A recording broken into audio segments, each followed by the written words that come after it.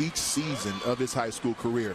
New quarterback, that's Aidan Chiles from Southern California, who will play at Oregon State. Finds Rodney Gallagher. He'll make the 30-minute trip from Uniontown, Pennsylvania to Morgantown, West Virginia to be a Mountaineer. Loved chatting with Aidan Chiles. Let's start with the fact that he's the highest ranked quarterback to sign with Oregon State since Derek Anderson all the way back in 2001. It's a great program that Jonathan Smith has been developing here. Brian Lindgren is offensive coordinator. It's a great system that they've put in place out there. And Aidan Chiles, I was talking about how impressive the demeanor of Dante Moore is. Aidan Chiles reminds me a lot of C.J. Stroud, who was here in this game a few years ago. Run up the middle. That is Mark Fletcher. Bring you back in here. Anthony mentioned what a late bloomer Chiles has been, comparing him to C.J. Stroud. What did you see in him, especially in his senior season at Downey High School in Southern California?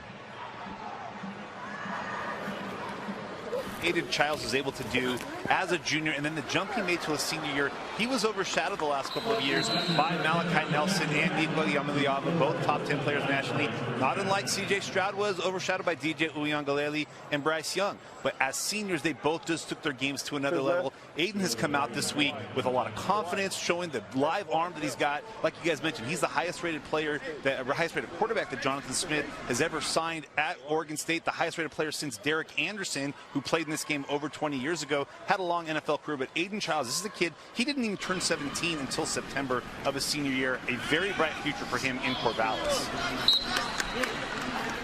Let's go to the sideline and check in with Marty. Yeah, Paul, and to add on Aidan Chiles, he broke his throwing arm in his junior year, had surgery, 2 metal plates, 8 screws. It was a 3-month recovery, and he admitted to us that he was honestly depressed during that time. Couldn't go to practices, couldn't go to games, and he said, but now I'm thankful it happened. And now I know it's not all about me. I was very selfish before. It was all about my stats, but now I'm a much better teammate for having gone through an injury like that. And Anthony, I'm sure you know from your NFL days, that can happen, right? You can learn a lot when you're not on the field. Without a doubt, Marty. And, you know, to be a young man, I was in a very similar situation. Turned 17 late in my senior season of high school. So not only the physical development that still matures, but the emotional development that's a huge part of being a quarterback at the next level. And Brandon mentioned DJ Uiagalelei. He's already hit the transfer portal, is on his way to Oregon State. And so there'll be a player who was on this field a few seasons ago who's already been through, you know, some trials and tribulations at the collegiate level that Aidan will be able to go and learn from and compete with. 3rd down and 4, complete, and see if that ball was stretched out across the mark there by Pierce Spurlin III, who'll play at Georgia, and I think it's going to be awfully close. It's right at the line to gain. Being a tight end at Georgia, not a bad thing, by the way. I mean, we were talking about Ohio State's development at the receiver position as a program. Georgia's been outstanding for a long time as well, but the tight end position is a huge key in the way their program has continued to develop. And now, season after season, we see All-American Bowl participants on their way to from West Roxbury, Massachusetts. But Aidan Chiles, I thought he had a really nice sense of humor when we talked to him.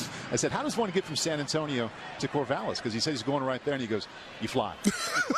I mean, it's accurate. He said he will go, the specifics, he's going to go from San Antonio to San Francisco, and catch a connecting flight to Portland, then make the hour-and-a-half drive to Corvallis, and classes start Monday morning. Aidan Chiles is a good example to me as well of how people on the outside tend to view recruiting as this myopic thing where they're all interested in the same factors. And Chiles over the middle, that's Rodney Gallagher. Second catch on his way to West Virginia. Go ahead, Aidan. I think that Chiles is a great example of a player who, as he was this late riser and got so many different offers from programs all around the country, Power 5 and you know, programs who are in the college football playoff picture. But Chiles, once he visited Corvallis, said, you know what, this is what I'm looking for. That's the type of program with limited glitz and glamour by comparison to some of these other programs that he felt like he wanted to go and be a part of. Former athlete here and the current head coach at Notre Dame. East squad up 14-3, and that's a heck of a move in the pocket, and this will be a touchdown for the East. Ruben Owens, the #1 tailback in the nation. You'll see more of that at Texas A&M. The catch and the run for a touchdown. Pardon me, that was Mark Fletcher. And he'll be on his way to Miami. You referenced the pretty move in the pocket, Paul. Chiles keeping his eyes down the field, climbing vertically into the pocket. You love those mechanics as a passer. Doesn't run sideways. And as he climbed vertically, it drew the eyes of the defensive backfield towards him. That opened up the lane down the field for Mark Fletcher. 6'2", 225 in the open field. Former there at SoFi Stadium. In fact, a year ago, we saw one of his teammates, Ernest Green, at St. John Bosco, sign or announce for Georgia. He signed with the Bulldogs. He's now back home in his backyard playing in Los Angeles on Monday night. And we're seeing a continued just focus out west for Georgia with this recruiting. Brock Bowers with Keely Ringo, with Ernest Green a year ago, and now Peyton Woodyard. This moves Georgia to the #2 class nationally in the 2024 class. We talked about that here.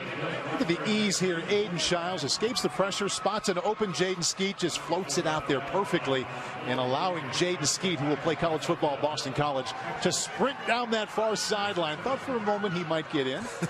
He gets down to the 15-yard line. Yeah, we referenced some of the speed of the defense.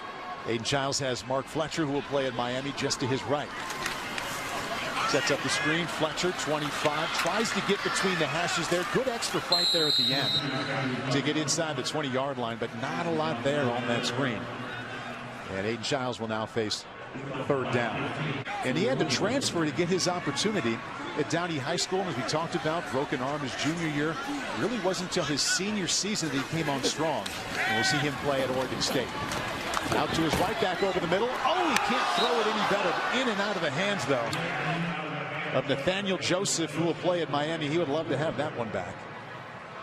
And that brings up fourth down. Go ahead, You mentioned, Paul, that broken arm of Aidan Chiles. Between multiple things here, the COVID year where a lot of younger players didn't get to play football much, if any, that year, and then also his transfer from one school to the next and breaking his arm. He hasn't even played the quarterback position and hasn't had as much on the task reps as a lot of the other guys on the field today. So to see the refinement that Chiles is able to play the position with now, I know Jonathan Smith, Brian Lindgren, they have to be licking their chops at what they'll be able to do to continue to enhance what already Aidan Chiles brings to the table. I want to get it back to Aidan Chiles one more time. And as he began to play better and better and better, he had already committed in the summer, this past summer, to Oregon State. He got a lot of calls from big brands, and he stepped back and he considered them, and he went back to that feeling, Anthony, when he had to leave Los Alamitos to get his chance to play it down. He said he didn't like that. Felt like he was leaving his friends behind, something he started, and that feeling kind of came back to him when he started thinking about maybe going to another school. He didn't like that. Wanted to stay with where he started, and the feeling he had a couple years ago had a lot to do with his commitment to remain an Oregon State Beaver. And all of these prospects here, it's such an individual decision. And I referenced earlier where people tend to view these recruits in this myopic way, thinking that every prospect is going to the biggest brand or the biggest NIL opportunity these days. But Aidan Chiles is an example of someone taking his path, his approach for what's comfortable for him, what he ends up recognizing he's looking for in a college football program.